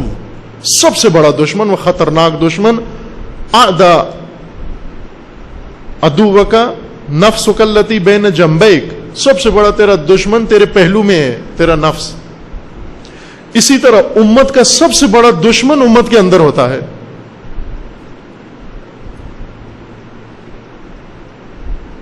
جس طرح نفس امارہ ہے وہ گروہ امارہ جو امت کے وجود کے لیے سب سے بڑا خطرہ ہے. امت کے بیرونی دشمن بھی ہیں. لہذا امت ایک حساس پیکر کا نام ہے. اس وقت مسلمان قوم بے حس پیکر کا نام ہوتا ہے. اب امام قوم ہے، شیعہ قوم ہے، بے حس قوم ہے، دشمن شناس نہیں ہے. اس کو نہ اندرون کا پتہ ہے نہ بیرون کا پتہ ہے، کسی پر حساسیت نہیں ہے اس کو. وہ سب شیعہ ہیں، اندرونی طور پر سب شیعہ ہیں، دشمن بھی شیعہ ہے اس کا. بیرونی طور پر بھی ہر ایک کے ساتھ سازگار ہیں. اگر دشمن ڈھونڈتے بھی ہیں تو فرقہ واریت کے چینل سے جا کر اپنا دشمن تشخیص دیتے ہیں، جس میں اصلی دشمن چھپ جاتا ہے. یعنی کسی فرقے کو اپنا دشمن مان لیتے ہیں، جبکہ ایک نظریے کا دشمن، ایک پیکر کا دشمن وہ چیزیں نہیں ہوتی. جس طرح جسم کا دشمن جسم نہیں قرار دیا گیا. جسم کا دشمن آفات ہیں، بیماریاں ہیں. ایک انسان کا دشمن انسان نہیں قرار دیا گیا. دوسری چیزیں دشمن انسان ہیں. جسمانی طور پر عرض ہو رہا ہے. بیماری کے طور پر کوئی انسان کسی دوسرے انسان کے لیے جراثیم نہیں فرض کیا گیا، بیماری کا ذریعہ نہیں کہا گیا، غیر انسانوں کو کہا گیا کہ یہ بیماریاں ہیں. اسی طرح امت کے اندر بھی فرقے نہیں ہیں ایک دوسرے کے دشمن. یہ دشمن کبھی نظریے ہوتے ہیں کہ سب سے زیادہ خطرناک نظریے ہیں. آئیڈیالوجی کے لیے سب سے خطرناک نظریے ہیں. لہذا آئیڈیالوجی کے اندر حساسیت ہے. جس طرح جسم کے اندر مدافعت و مقاومت ہے. مثلا ابھی آپ کی آنکھ اس طرح سے خدا نے بنائی ہے کہ اگر مچھر آ رہا ہو اڑ کر اور آپ کو پتہ بھی نہ ہو یہ مچھر آنکھ میں جانا چاہے، خودکار طریقے سے آنکھ بند ہو جاتی ہے. اور آنکھ میں دفاعی نظام فوق العادہ خدا نے رکھا ہوا ہے. اور وہ دفاعی نظام بھی تہ در تہ ہے. ایک دفاعی لائن ہے، پھر اس کے پیچھے دوسری دفاعی لائن ہے، تیسری دفاعی لائن ہے، چوتھی دفاعی لائن ہے. لہذا یہ دشمن اگر ایک لائن عبور کرے دوسری میں پھنس جاتا ہے، تیسری میں پھنس جاتا ہے. اسی طرح جسم کے اندر مدافعاتی نظام ہے. امت کے اندر بھی مدافعاتی نظام، جب امت ہو، البتہ قوم کے اندر نہیں ہوتا. امت کے اندر مدافعاتی نظام ہوتا ہے کہ اس کو دشمن کی پہچان ہوتی ہے، دشمن ستیز ہوتی ہے امت. کیوں دشمن ستیز ہوتی ہے؟ چونکہ آئیڈیالوجی دشمن ستیز ہوتی ہے. یعنی دشمن کے ساتھ سازگاری نہیں ہوتی. دشمن تلاش کرتی ہے آئیڈیالوجی اور دشمن کو دتکارتی ہے، رد کرتی ہے آئیڈیالوجی.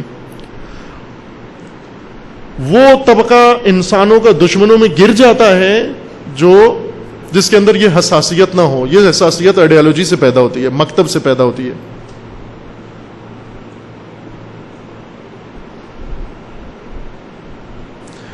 آئیڈیالوجی انسان کو تمام اجتماعی امور میں موقف واحد بنا کے دیتی ہے.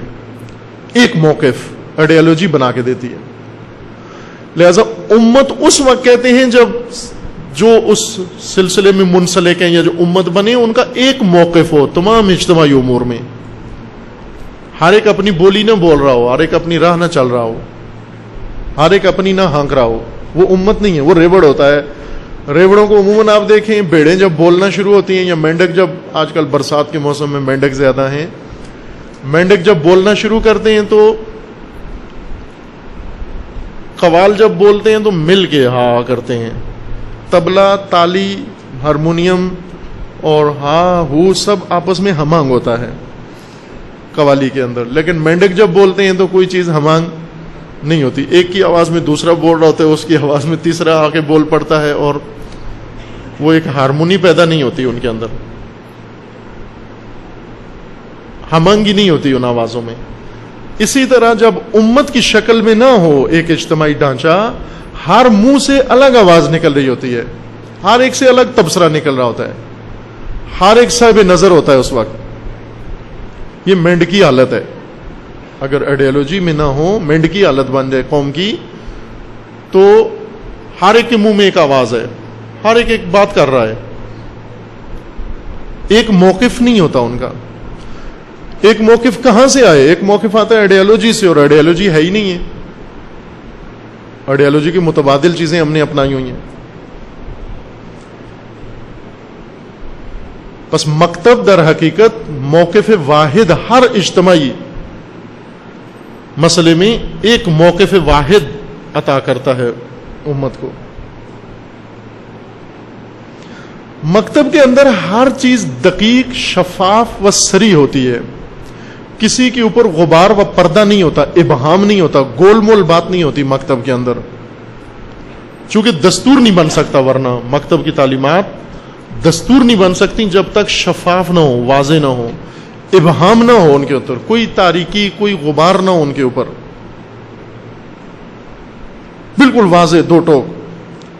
مکتب میں یہ نہیں کہا جاتا کہ جی اس سلسلے میں علماء میں اختلاف ہے، کچھ علماء یوں کہتے ہیں، کچھ علماء اس طرح کہتے ہیں، کچھ علماء کہتے ہیں چاند آئے تو عید کرو، کچھ کہتے ہیں سورج نکلے تو عید کرو، کچھ کہتے ہیں ستارہ نکلے تو عید کرو.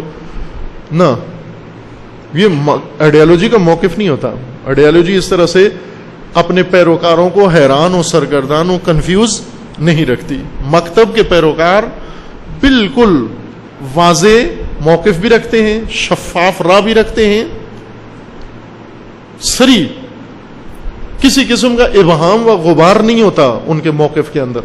ان کی راہ کے اندر، ان کے اقدام کے اندر.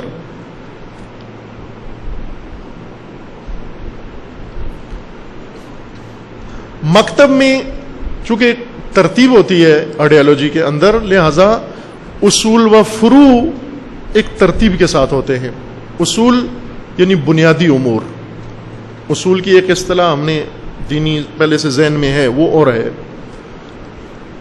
اصول دین اور فروع دین وہ اور اصطلاح ہے، یہ اصول و فروع اور اصطلاح ہے. اس کو ہم یوں کہہ سکتے ہیں، یعنی بنیادی مسائل اور ثانوی مسائل.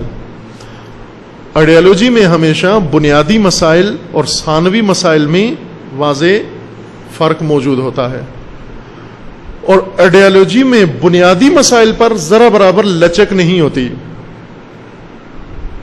لہذا بعض جو آئیڈیالوجی کہتے ہیں نہیں ہونی چاہیے، آئیڈیالوجی نہیں ہے مناسب، وہ یہ کہتے ہیں کہ آئیڈیالوجی کے اندر لچک نہیں ہوتی، صلابت ہوتی ہے اس کے اندر.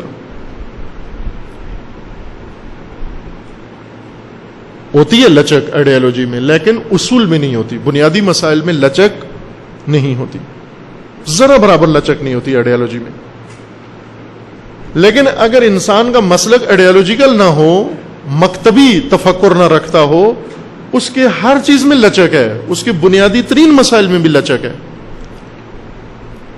کیونکہ اس وقت مکتب کی جو جانشین ہیں، جو یہ بات الگ سے کریں گے مستقل کہ مکتب کے جانشین کون سے ہیں.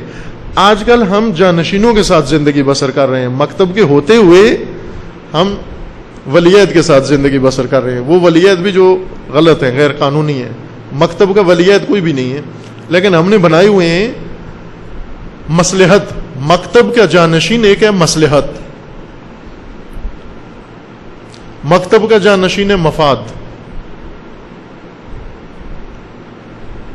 سب سے بڑا جانشین جو مکتب کا بن جاتا ہے وہ مصلحت ہے، اور مصلحت دین بن جاتا ہے. مکتبی دین اس کے مقابلے میں ہوتا ہے مصلحتی دین. مصلحتی دین یعنی لچک ہی لچک ہے، لچک ہی لچک ہے. کہاں لچک مانگنی ہے آپ نے؟ مصلحت کی تعریف بھی پہلے دیکھ لیں. مصلحت سنتے بہت ہیں ہم، لیکن شاید کبھی کسی نے ہمارے سامنے اس کی تفسیر یا اس کی حد یا تعریف نہ کی ہو کہ مصلحت کہتے کس کو ہیں. ہے کسی کے ذہن میں مصلحت کی تعریف کیا ہے؟ ڈیفینیشن مصلحت کی کیا ہے؟ مصلحت کس کو کہتے ہیں؟ مصلحت یعنی ایک شخصی، ایک حقیقت جو ہمارے شخصی مفاد سے مربوط ہو. چھوٹی حقیقت یوں کہہ لیں، معمولی حقیقت جس سے ہمارا مفاد وابستہ ہو. ہمارا یعنی شخصی، گروہی، ذاتی، خاندانی، جس حوالے سے بھی، مالی، اجتماعی، وہ چھوٹی حقیقت جس سے ہمارا مفاد وابستہ ہو، اس کے لیے اس حقیقت کو قربان کر دینا جس میں ہمارا مفاد نہ ہو، اس کو مصلحت کہتے ہیں. یعنی مصلحت پسندی، مصلحت اندیشی نہ. مصلحت اندیشی ایک اور اصطلاح ہے، مصلحت پسندی الگ ہے. مصلحت پسند انسان کون ہوتے ہیں؟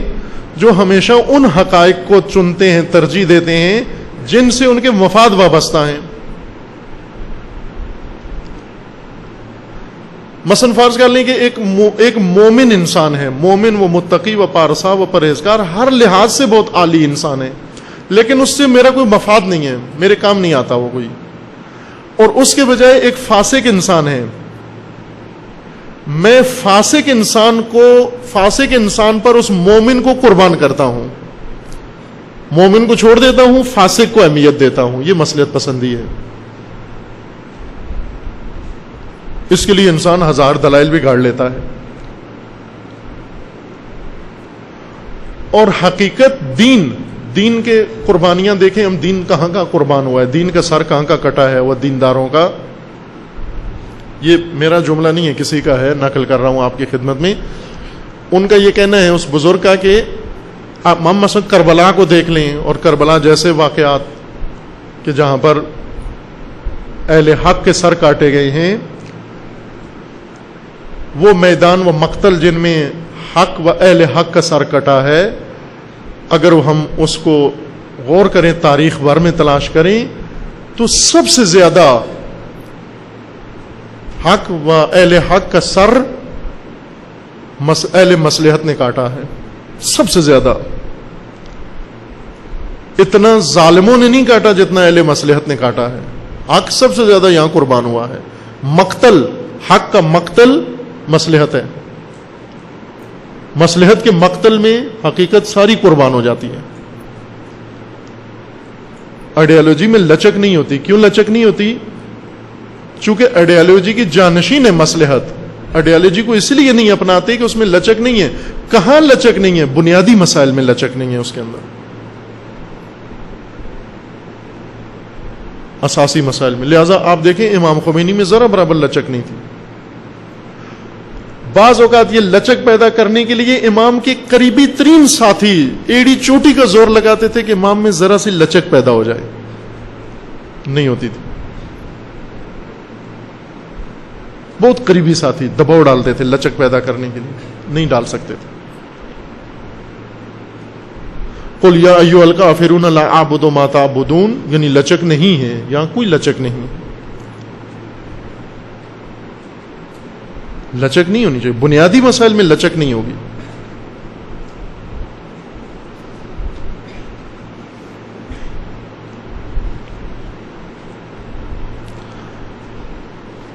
آئیڈیالوجی جس طرح سے دشمن ستیز ہے، اس طرح سے اس کے اندر ایک اور خصوصیت بھی ہے۔ آئیڈیالوجی خود دشمن تراش بھی ہے، چونکہ آئیڈیالوجی ایک ایسا مکتب ہوتا ہے، ایک ایسی لائن ہے، ایک ایسا راہ ہے کہ ممکن ہے بعض لوگ لا تعلق رہ سکیں، لیکن چونکہ آپ نے مکتبی راستہ اختیار کرنا ہے، آپ ان کو مجبور کر دیتے ہیں دشمنی پر۔ غیر مکتبی دین میں نہ، غیر مکتبی دین میں بڑے بڑے دشمنوں کے ساتھ سمجھوتا ہو سکتا ہے۔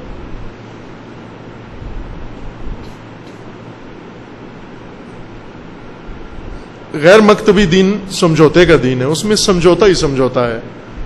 قرآن مجید نے بہت ساری ستیز کا ذکر کیا ہے کہ یہ نہیں ہو سکتے اکٹھے۔ افمن کان مومنا کمن کان فاسقا، یہ نہیں ہو سکتے اکٹھے۔ لیکن غیر مکتبی دین میں دونوں دوست ہوتے ہیں، مومن و فاسق دونوں دوست ہوتے ہیں، پارٹنر ہوتے ہیں، ہر چیز میں رشتہ لینا دینا سارا۔ وہ آپ دیکھیں، اپنے گھروں کو دیکھیں، ہم متدین ترین لوگ بھی اپنے گھروں کو دیکھیں، فاسقوں کے ساتھ کتنے گہرے روابط ہیں ہمارے۔ فاسق کن کن شعبوں میں پارٹنر ہیں ہمارے، جبکہ آئیڈیالوجی میں فاسق بھائی بھی فاسق ہو، اس سے کوئی تعلق نہیں ہونا چاہیے آپ کا۔ آئیڈیالوجی میں اس شعبے میں لچک نہیں ہے۔ افمن کان مومنا کمن کان فاسقا۔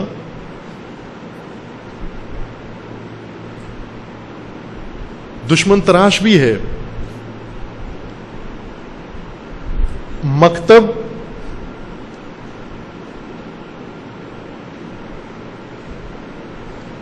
دشمن کو دوسرے لفظوں میں تیش دلاتا ہے، مکتب دشمن کو تیش دلاتا ہے۔ اب آپ دیکھیں مثلا انقلاب اسلامی، ایک اعتراض جو انقلاب اسلامی پر کرتے ہیں غیر مکتبی لوگ جن کا ذہن آئیڈیالوجیکل نہیں ہے، وہ باروبار والے جنہوں نے جنت جانا ہے، وہ جو ایک اعتراض کرتے ہیں وہ یہ کہ انقلاب اسلامی نے ہر ایک کو اپنا دشمن بنا لیا ہے۔ عرب دشمن، عجم دشمن، امریکہ دشمن، یورپ دشمن۔ یہ ایک پریزیڈنٹ آئے تھے خاتمی صاحب کے نام سے مشہور تھے، انہوں نے یہ کوشش کی کہ انقلاب کے دشمنوں کو کم کریں، دشمن دوستی شروع کر دی انہوں نے۔ آتے ہی پریزیڈنٹ بنتے ہی سب سے پہلا خطاب ملت ایران کو نہیں کیا، سب سے پہلا خطاب ملت امریکہ کو کیا، اور اتنے مؤدب ہو کر ان کے سامنے بیٹھے اور انہیں یہ خطاب کیا کہ ملت بزرگ امریکہ، السلام علیکم ورحمۃ اللہ وبرکاتہ، سلام و درود ہو آپ ملت عظیم و شان پر۔ اور پھر وہ مجسمہ آزادی کا جو امریکہ میں ہے نا لگا ہوا، اس مجسمے پہ درود پڑا۔ وہ پتھر جب کولمبس گیا تھا پہلے اس نے وہ ساحل پہ ایک پتھر رکھا تھا امریکہ کشف کرنے کا نشانی، اس پتھر پہ درود پڑا خاتمی صاحب نے۔ یہ کیا کر رہے تھے؟ اپنے تئیں بہت زبردست کام کر رہے تھے کہ انقلاب کے مقابلے میں دشمنوں کی کمی لا رہے تھے، دشمنوں سے سمجھوتا کر رہے تھے.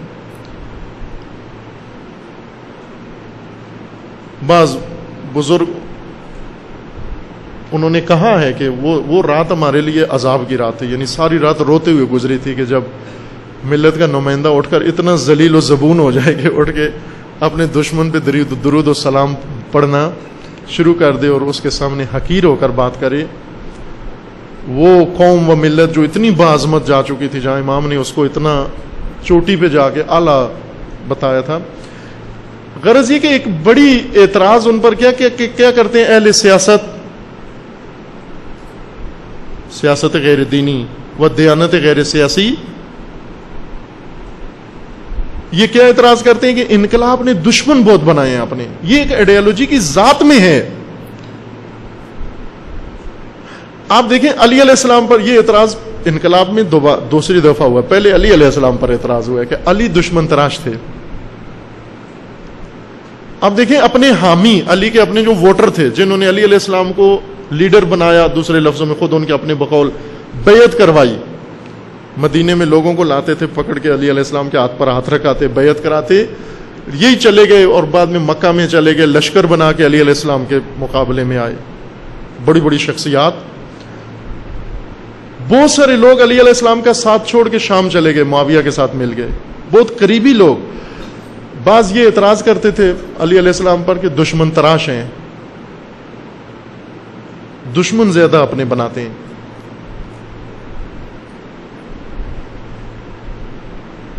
آئیڈیالوجی کے اندر موجود ہے، یہ خصلت موجود ہے، چونکہ آئیڈیالوجی دشمن ستیز ہے، دشمن ستیز ہونے کے ساتھ ساتھ دشمن تراش ہے.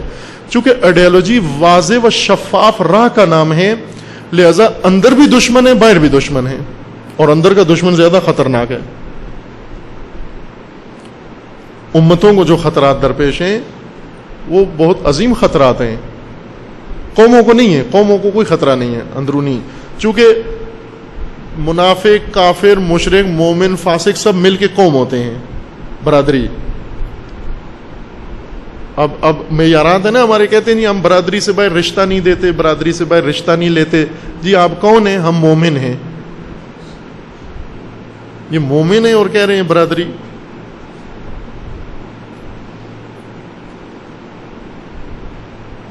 برادری کے اندر جو بھی ہو، باہر مومن ہے وہ نہیں ہے درست، برادری کے اندر فاسق ہے وہ درست ہے، پھر بھی مومن ہے.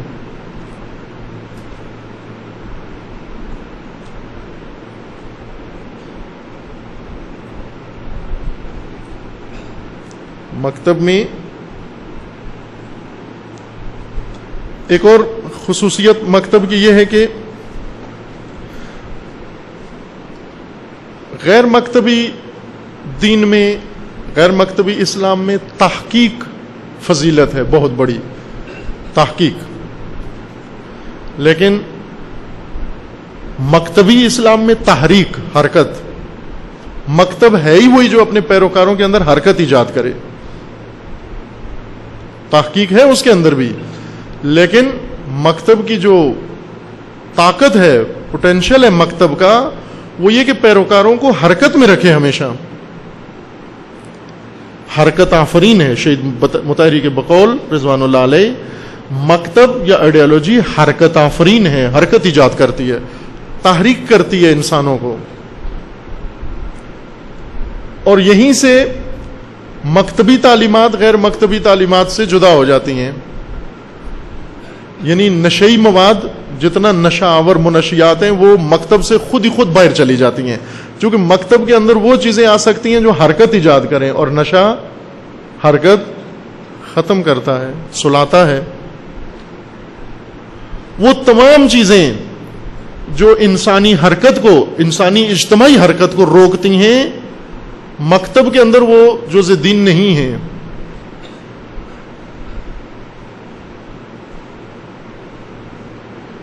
یا ان کی شکل میں تحریف ہوئی ہے، کیونکہ بعض چیزیں ایسی ہیں جن کی شکل، جن کی بنیاد، اساس تحریکی ہے، یعنی حرکت ایجاد کرنے والی ہیں، لیکن ان کے اندر تصرف کر کے ان کو بنا دیا گیا ہے اس طرح سے کہ حرکت ایجاد کرنے کے بجائے وہ سکوت وہ جمود پیدا کر رہی ہیں. تحریف ہوئی ہے دین کے بہت سارے شعبوں کے اندر، تحریف ہوئی ہے. ایک تحریف یہ ہوئی ہے کہ حرکت پیدا کرنے والا مواد جمود کا مواد میں تبدیل کر دیا گیا ہے. چونکہ انسان پڑھ لکھ گیا، انڈسٹری زیادہ پھیل گئی ہے، اور انڈسٹریل کام انسان نے یہ کیا ہے کہ جیسے اس دن بات کی تھی اقدار و اوزار کی، یہ بھی صنعتی دنیا کا ایک تحفہ ہے کہ اقدار کو اوزار بنا دیا ہے صنعتی دنیا نے. انسان اوزار ہیں. مثلا ابھی آپ ٹی وی پہ دیکھیں، عورتیں اوزار ہیں، ٹول ہیں.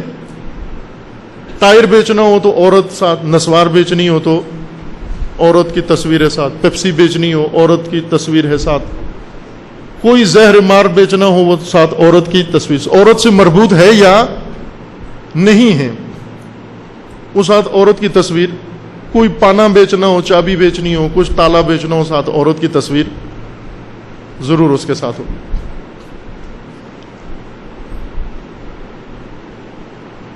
ایز اے ٹول استعمال کرتے ہیں عورت کو. یہ موجودہ سرمایہ داری دور نے بھی، زمانے نے بھی یہ کام کیا ہے کہ انسانوں کو ٹول بنا کے پیش کیا ہے. صنعتی دنیا میں جب رہتے ہیں تو ہر چیز ٹول ہے ہمارے نزدیک. انسان بھی ٹول ہے. ہم سب ایک دوسرے کو ذریعہ و ابزار و اوزار سمجھتے ہیں.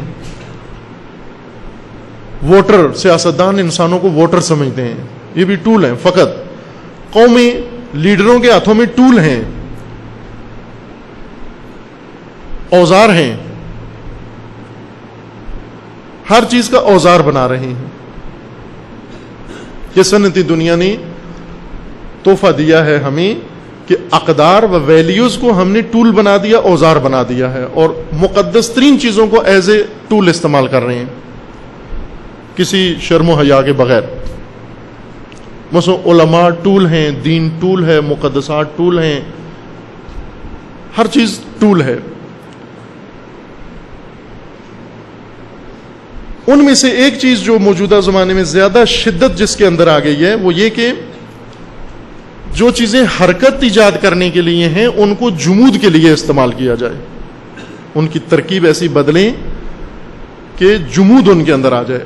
مثال کے طور پر اخلاق شہید مطہری فرماتے ہیں کہ ہم امام خمینی کے درس اخلاق میں شریک ہوتے تھے، اور اس درس اخلاق سے ہمیں حرکت ملتی تھی، جوش ملتا تھا، جذبہ ملتا تھا. اتنا جذبہ ملتا تھا کہ ہم بیٹھتے نہیں تھے، آرام نہیں کرتے تھے، بے چین رہتے تھے ہم. یہ امام کا درس اخلاق تھا. اور ابھی درس اخلاق کیا ہوتا ہے کہ ایک متحرک جوان، ٹھیک ٹھاک فعال جوان کندھے لٹکائے ہوئے ہوتا ہے اور منہ لٹکا ہوا ہوتا ہے، اور اس کو پوچھتے ہیں کیا ہو گیا ہے، کہتے ہیں یہ آغا صاحب کے درس اخلاق میں جاتا ہے. یہ اخلاق ہے جو ایک متحرک جوان سے اس کی توانائی ہی چھین لی ہے. یہ کیا اخلاق ہے؟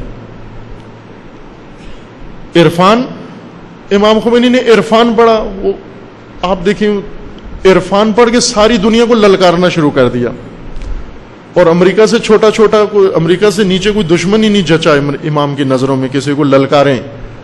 ڈائریکٹ سیدھا امریکہ کو جا کر للکارا. یہ عرفان کا نتیجہ تھا، امام کا عرفان یہ تھا.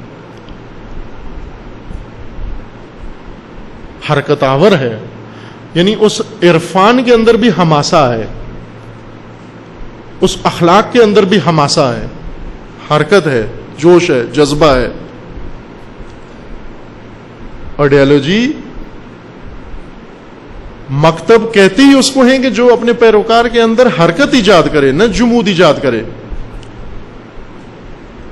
لہذا جمودی تعلیمات تحریف شدہ ہیں، وہ دین کا حصہ نہیں ہیں. جن کے اندر جمود ہے ان میں تحریف ہوئی ہے، یا مانوی یا ان کی شکل میں یا کسی شعبے میں تحریف کر کے اس کو ٹھونسا گیا ہے پیروکاروں کے اوپر، اور ان کے اندر جمود پیدا کر دیا گیا ہے.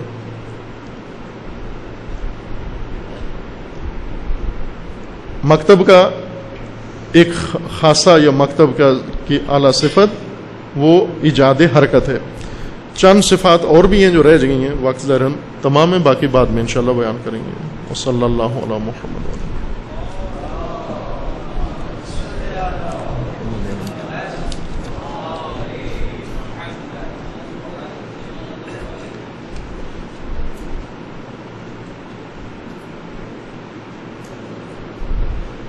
بھلے یہ لکھا ہے کہ اگر چند خاران تو خار کانٹے کو کہتے ہیں، جس طرح آپ نے لکھا ہے خاہران واو اور ہے اس کے در خواتین، یعنی اگر خواتین ترانہ پڑھیں یا نوحہ پڑھیں نامحرم سنیں نہ، جائز نہیں ہے، درست نہیں ہے کہ خواتین ایسا کام کریں جو نامحرم کے سامنے کریں یا وہ سنیں۔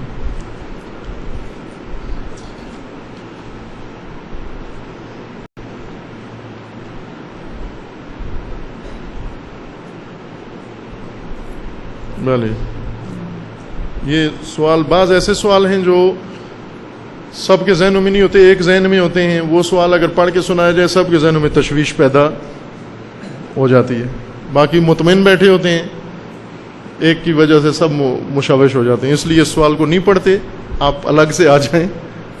یہ شخصی سوال کہلاتے ہیں نا، اجتماعی ذہنیت کی ترجمانی نہیں ہوتے، شخصی سوال ہوتے ہیں، یعنی آپ الگ سے آئیں پھر وہاں پر بیان کریں، چونکہ وہ ذہن کسی اور طرف مڑ کے چلا جاتا ہے نا، بات کسی اور طرف جاری ہوتی ہے۔ مثلا آپ اگر کسی جادے کے اوپر گاڑی چڑھائیں تو وہ ساتھ کسی پیٹرول پمپ کی طرف لے جاتے ہیں کہ وہ پیٹرول پمپ اس میں یہ کام ہوتا ہے، تو بجائے جادے کے سب پیٹرول پمپ پہ چلے جاتے ہیں، وہاں حرکت رک جاتی ہے۔ ابھی ہم بھی چاہتے ہیں کہ یہ فکری حرکت جاری رہے، آگے جائیں، موضوع آگے بڑھے، یہ پیٹرول پمپ کی طرف لے جانے والی بات ہے کہ ضرورت جس کو ہے، جس کا پیٹرول ختم ہے وہ چلا جائے، جس کا نہیں ہے وہ چلتا رہے آگے۔